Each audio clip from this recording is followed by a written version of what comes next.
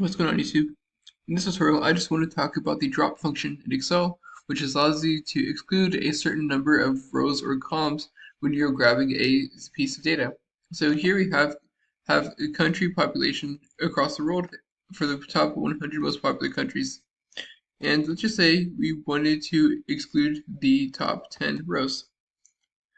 To do this, we can, using the drop function, we can do equals drop, open parentheses. Now the first argument is the array. So what do we want to drop the rows from? And we want to drop the rows from this information right here. Comma. The next argument is rows, suggests how many rows we want to drop. So we want to drop the first 10 rows. And then we can do close parentheses. And as you can see, it excludes the first top 10 rows in the data. One thing to note too is that, as you can see, the positive 10 excludes the top 10 rows and not the bottom. But what if we want to exclude the bottom 10 rows instead? Well, we can select, instead of 10, we can take negative 10.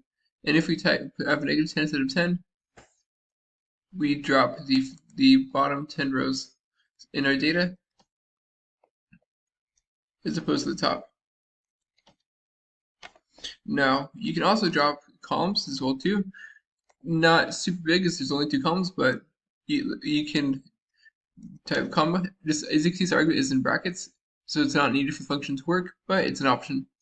So typing in a 1, as you can see, it excludes the leftmost column. It drops the leftmost column. And if you type in a 2,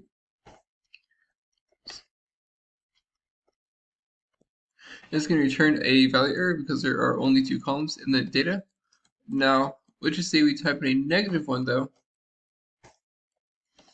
It drops the rightmost column. Now, one thing that's great about this function too is that you can also nest it with the sort function to really just grab what you're looking for. So a lot of times your data might not be sorted, and you can use sort function to get the data looking like 1, 2 before you drop the columns. So first, you can sort the range by equals to equals sort. The first sort function is the array. So once you grab this information right here, and then sort index. So sort index is just what column we want to sort it on. We want to, this situation, we want to sort it on the by population. So type in a 2 for the second column, and then comma, what do you want to sort it by? Type 1 for ascending, type 1 for descending. Well, we want it to be ascending, which is what it defaults to. We're just going to type 1 in close parentheses.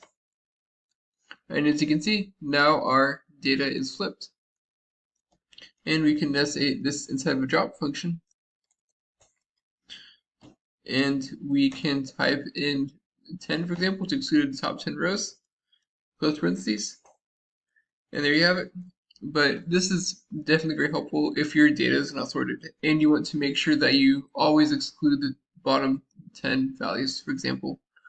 So as I said, I hope you found this to be helpful. If you did, like, subscribe, comment. Thank you for watching. You have a great day.